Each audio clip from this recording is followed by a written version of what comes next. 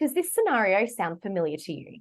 You're teaching an undergraduate course. It starts well, but by the time the first assessment rolls around, you're inundated with extension requests, late withdrawals, learning support plans, impassioned emails requesting support, both academic and emotional, and heartfelt pleas for accommodations, following self-reported bouts of anxiety, depression, and traumatization. If you're delivering a course that necessarily includes distressing content, as is the case for many courses in the helping professions, these effects are likely compounded. My name is Dr. India Bryce. I'm Professor Jessica Gildersleeve. And I am Dr. Kate Cantrell.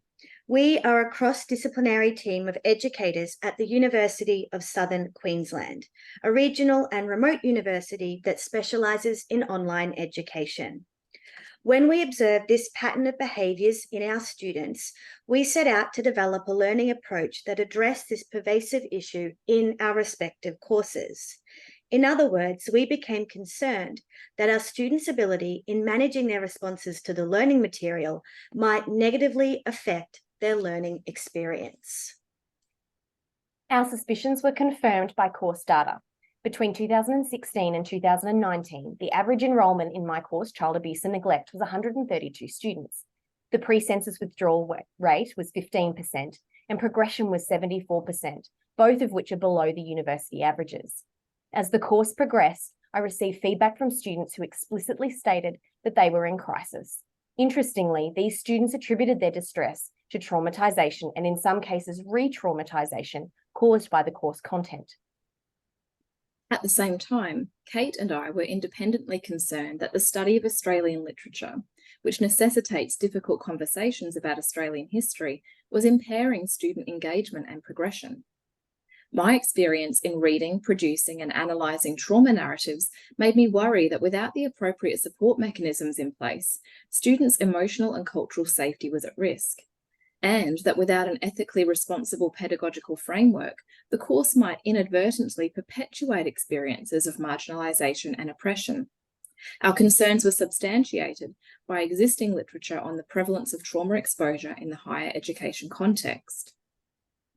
Regional universities in particular are uniquely impacted by traumatic stresses and risk factors, including extreme weather events such as flood and drought, poverty, geographical isolation, and the fact that our students are often located in underserved communities that do not have equal access to critical mental health support and social services.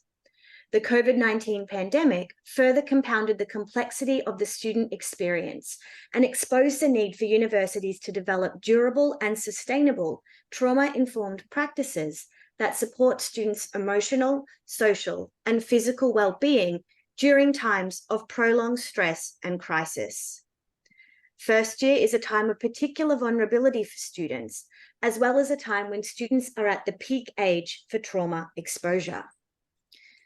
In the Australian higher education context, available data reinforces the chronic and cumulative nature of traumatic experience, with international findings corroborated by national surveys of student experience and engagement.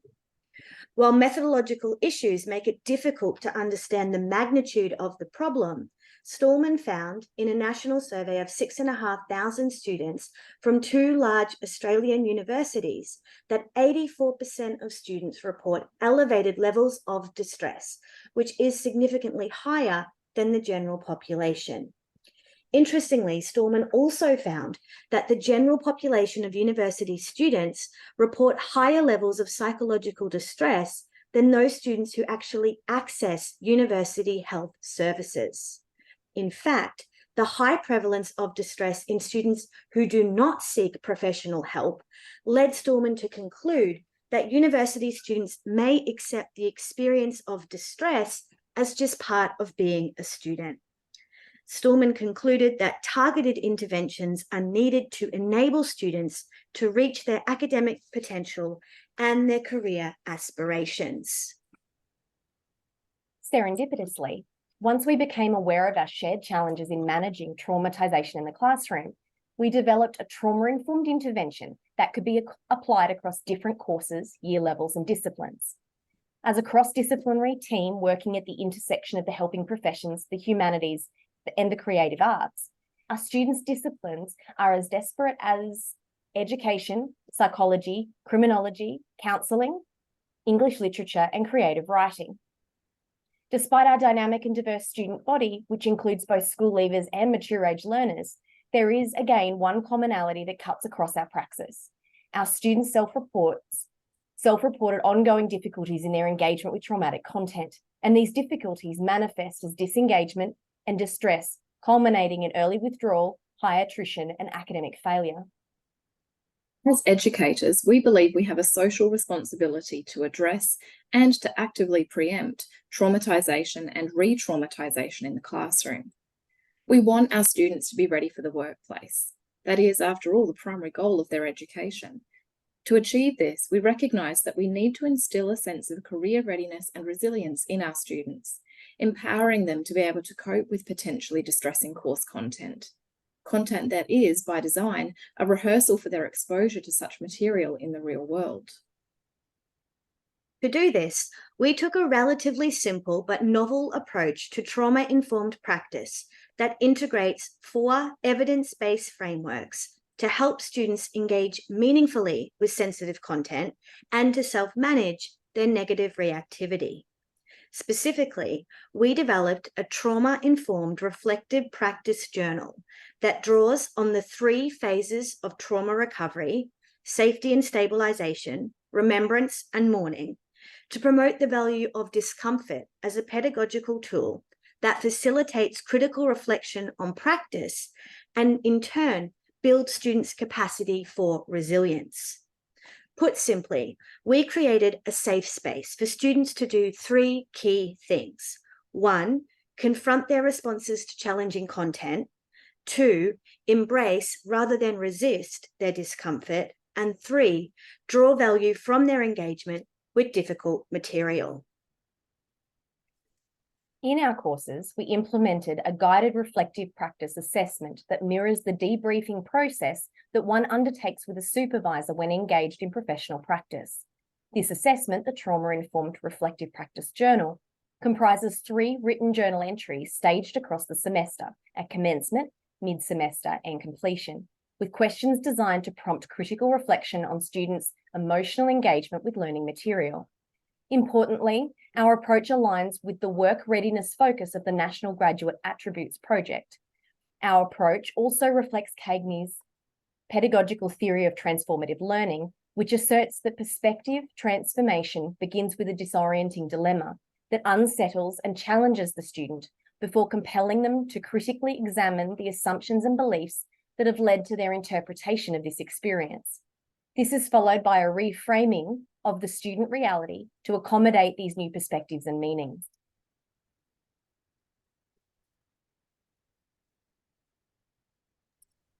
Since implementing our intervention in 2019, we have collected, over a 5-year period, significant evidence that demonstrates a positive impact on students' transferable ability to manage their engagement with traumatic material and to deconstruct their challenging reactions to sensitive content.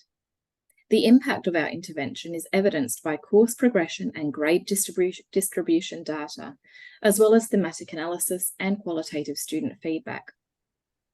Post-implementation, with no other changes made to the course to influence improvements, in our Australian Stories course progression improved by 23%, withdrawal rates decreased by 11%, and participation improved, as evidenced by a 19% decrease in fail grades. Online retention was also extremely high at 95%, and there was an improvement in the online results with a higher percentage of high distinctions at 16% and distinctions at 33%. Similarly, in the child abuse and neglect courses, course progression improved by 20% and 16%.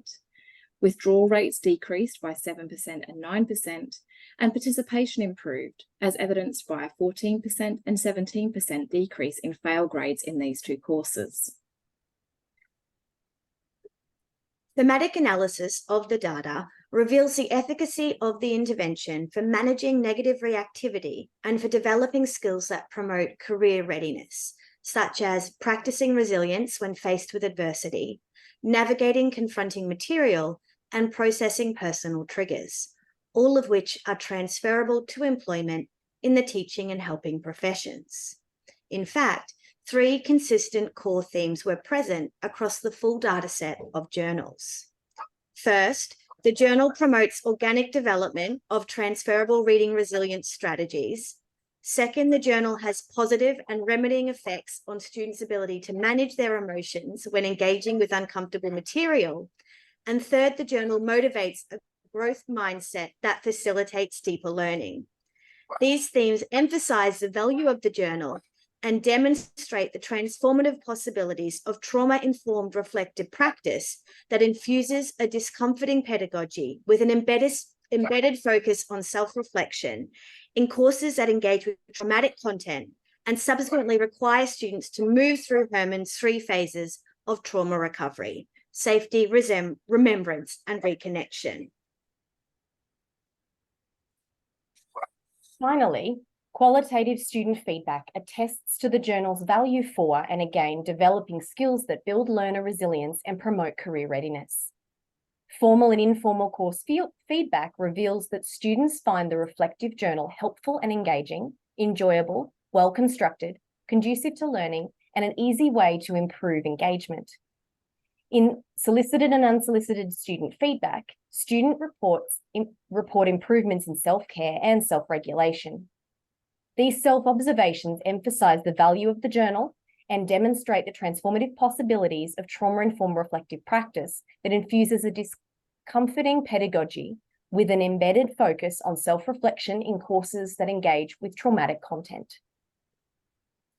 Our work in this area and our investigations into the efficacy of trigger warnings have promoted the development of an overarching approach to trauma-informed teaching. Our recent exhaustive review of the literature on trigger warnings, for example, revealed that they're best used when implemented as part of a more holistic trauma-informed pedagogical approach. Therefore, our trauma-informed approach to teaching advocates for what we call the 4 R's of trauma-informed practice. First, recognise the signs and symptoms of trauma, including the impact of trauma on a student's learning and behaviour. Reduce the risk of re-traumatisation by promoting self-care strategies that support learning in a safe and respectful setting. Reflect, that is, to use proactive, embedded and authentic reflection exercises that are designed to minimise harm and maximise benefit. And finally, when appropriate, refer students to the university's support services, like counselling services or emergency care if needed. Our work demonstrates the transformative and transferable possibilities of trauma-informed reflective practice when preparing students for employment in the helping professions. Trauma-informed pedagogy can provide university instructors with a strengths-based, person-centered, and solution-focused framework for recognizing trauma's varying representations and manifestations, for acknowledging the prevalence of students' trauma histories, and for implementing pedagogical tools, strategies, and practices that best support the learning attainment and achievement of trauma-affected students. There is then need to further explore the use and value of trauma-informed teaching and to consolidate and synthesize the existing evidence base on what is considered effective pedagogy in classrooms that use trauma-related content and materials. Students should be supported to deal with difficult material, and they should be provided with the knowledge and skills required to manage their reactivity and to continue with their learning, in turn becoming citizens who are resourceful, resilient, and adaptable to change.